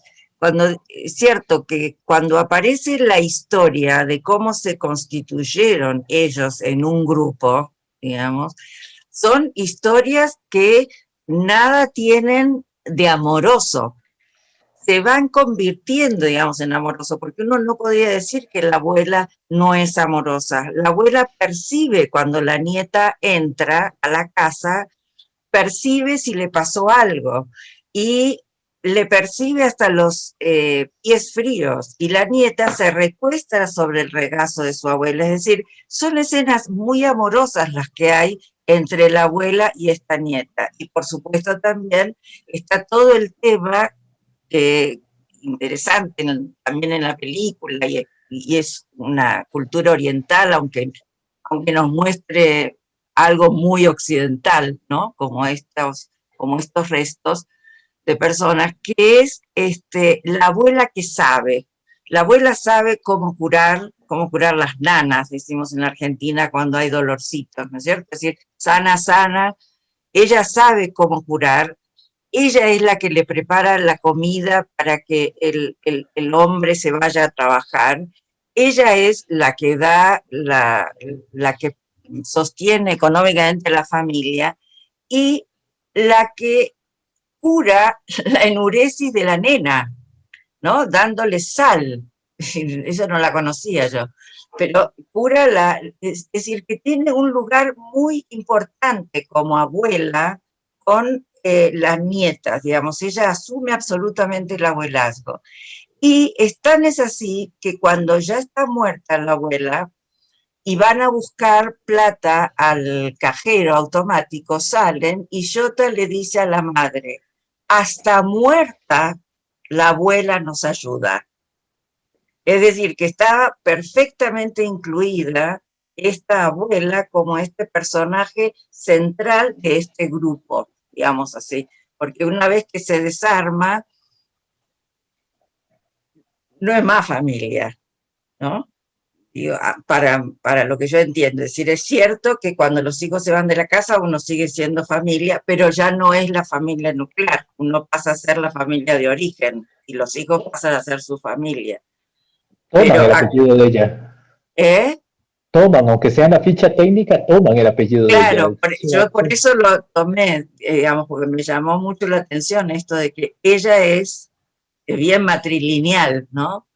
Ella toma todo el grupo, por lo menos así lo hace la empresa que trae la película, son los Shibata. Yo Si se me quisiera... permite, Bien. una cosita, con respecto al cuidado que tiene la abuela, es un cuidado tradicional, no es el cuidado institucional, es el cuidado tradicional que viene arrastrándose, se trae seguramente de sus abuelos o de sus padres, de cómo se curan esas cosas. Creo que también eso reafirma esta idea de la pérdida de lo tradicional, de lo antiguo, en relación a este posmodernismo que viene después. Claro. Nada más que eso. Y eso yo lo tomo también como el tema de hay un saber que tienen las abuelas, que no tiene que ver con el conocimiento de manual. No, es el conocimiento que lo heredaron de sus propias abuelas, de Por sus eso madres. es un saber. Pero hay una valoración de ese saber. Nosotros vuelvo al tema del autoengendramiento, y no es casual, porque esto es también venta capitalista, ¿no? Podemos fabricar hijos a piacere y de la misma manera podemos fabricarnos a nosotros mismos, etcétera, ¿no?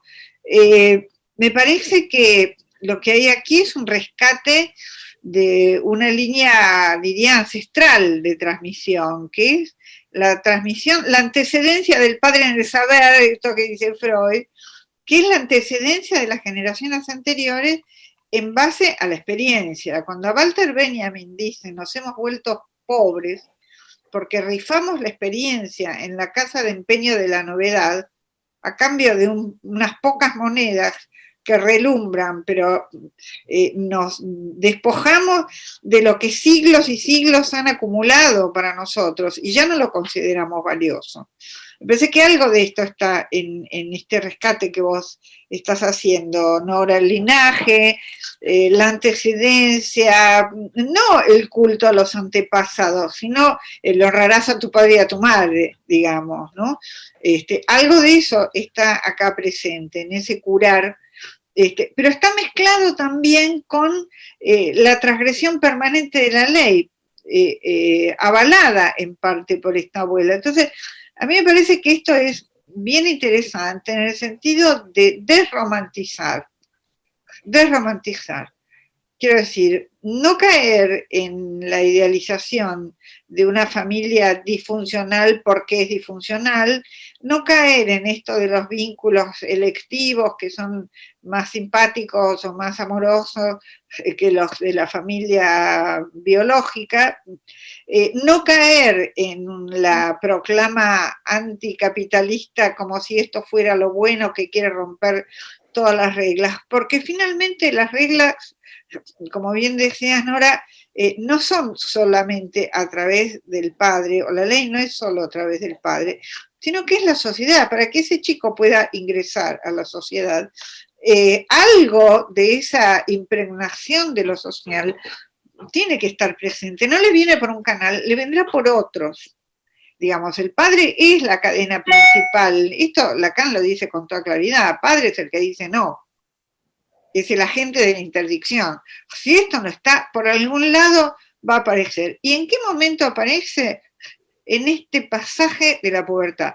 El viaje en bus de Jota, alejándose del padre después de esa escena amorosa donde duermen en la misma cama, en ese reencuentro, donde ya no tienen la casa original, sino ese pequeño, no sé, ¿cómo se dice? Y cuchitril. Un departamentito, una cuevita muy humilde, muy pobre, y sin embargo tiene algo de nido, tiene algo de un espacio acogedor para ese hombre con ese chico que pueden reconciliarse y pueden dormir juntos. Y sin embargo el chico se tiene que ir y tiene que alejarse. Para mí, así como las road movies o las road novels, ese viaje en bus de Jota, ese alejamiento físico del padre, es ahí donde puede nominarlo como padre, porque ya no lo necesita de la misma manera, ya él pasa a una etapa que será de adultez, digamos. Ahí es cuando más necesita simbólicamente el padre y menos lo necesita como proveedor, cuidador y sostén, en el sentido de la primera infancia, digamos. Hay un concepto que encontré de Piero Lanier, no sé qué me pasó, pero me gustan muchas cosas de ella. Digo, la encontré buscando cosas para este coloquio, donde ella dice que la duda, que es lo que aparece en el chico, digamos, cuando hay como dicen acá, el tendero, ¿no? Que le dice, no lo hagas, y entonces él pone en duda lo que estaba haciendo el padre. Pero Lanier dice que la duda es la castración en el pensamiento. Y me pareció un concepto sumamente interesante, ¿no? Es decir, esta cuestión justamente que tiene que ver con romper la identificación, que es romper, digamos, que es instaurar la castración, que también tiene que ver simbólicamente con pensar distinto, con poder poner en tela de juicio lo que uno recibe, ¿no?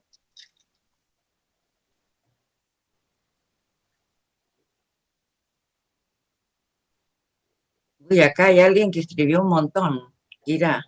Me parece que ha estado muy interesante la conversación. Vamos a leer este último comentario largo para ir dándole fin a nuestro encuentro.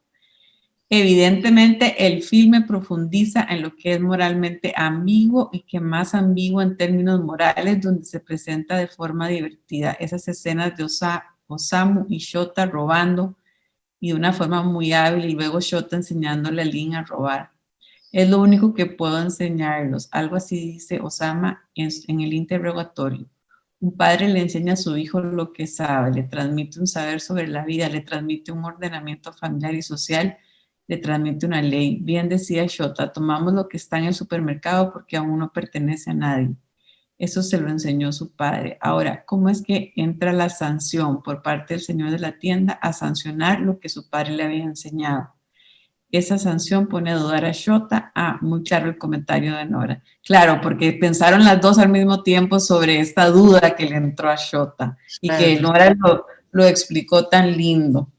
Yo quisiera decirles que, bueno, de parte del grupo dentro de la asociación que organizamos este coloquio, siento que se ha hecho un espacio muy, muy interesante, muy agradable, que era justamente lo que queríamos hacer en este encuentro de la cultura con el psicoanálisis, que por supuesto uno le llama encuentro como si estuvieran separados, pero nunca están realmente separados.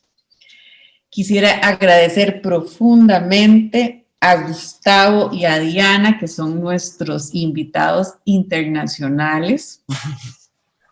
Algo bueno de la pandemia, para no decir todo lo horrible que hemos vivido, algo bueno de la pandemia son estos encuentros. Ambos están cordialmente invitados a venir post pandemia a este pequeño país que sería feliz de recibirles. También un agradecimiento enorme a Jorge y a Nora, con quien me he reunido las últimas semanas con mucho cansancio de todos y de todas, pero con muchas ganas de hacer esto. A Tati, que se unió a nosotros y nosotras al final. Nosotros, Jorge, Nora y yo, que tuvimos esta iniciativa, queremos continuarla, es decir, queremos seguir hablando de cultura y psicoanálisis. Esta vez fue desde la perspectiva del cine, pero hay otro montón de perspectivas de las que queremos echar mano. Y siempre es lindo poder también tener conversaciones con personas de otros lugares, de otras geografías, para enriquecernos. Muchas gracias a todos y todas las participantes con sus comentarios y su atención. Y van a estar recibiendo entonces invitación a los próximos coloquios de cultura y psicoanálisis, y de parte de la Asociación Costarricense para la Investigación y el Estudio del Psicoanálisis, les agradecemos su participación y esperamos vernos pronto en otro encuentro. Así que buenas noches a todas y a todos.